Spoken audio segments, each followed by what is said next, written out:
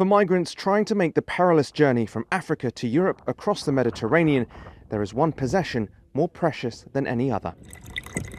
In the desert, as at sea, a bottle of water can mean the difference between life and death. This group of would-be migrants outside the Libyan town of Al-Assa have just been given some relief by police.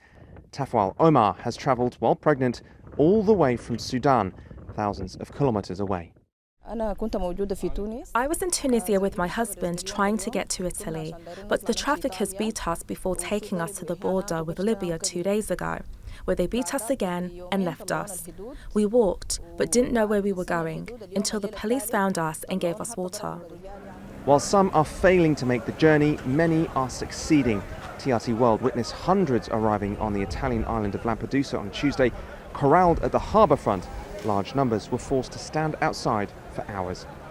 Others who found shade talked about the ordeal of trying to get to Europe. It's not easy. We took lots of risk to get here. We just arrived. Some were injured and had to go to the hospital. Someone hurt their knee. I was hurt too. I was in my hometown in Sfax in Tunisia and then came here. There is no life there. Now it's time to heal. We spent 3 days on the water. We didn't eat anything or barely drink anything until today. How did we get here? It was hard. It was not easy, but we made it in good health, and that's the important part. The EU is trying to stem the flow of people into the bloc at the source. A €100 million deal with Tunisia in July this year was supposed to restrict crossings. It's not yet had any effect, however, and the number of people sailing across the sea is rising. Here in Lampedusa, Italian authorities are struggling to cope with the thousands of people that are arriving every day. But despite assistance from non-governmental organisations, NGOs themselves are also being targeted. Sea-Watch is one of those impacted. Its rescue vessel, the Aurora, was impounded by the Italian Coast Guard in August.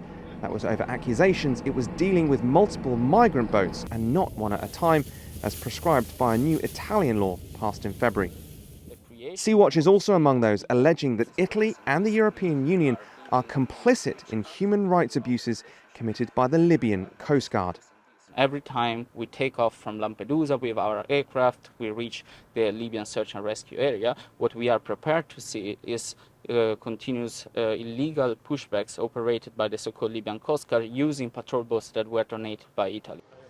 Amnesty International has echoed this criticism earlier this year, demanding an end to EU and Italian cooperation deals with Libya worth tens of millions of euros.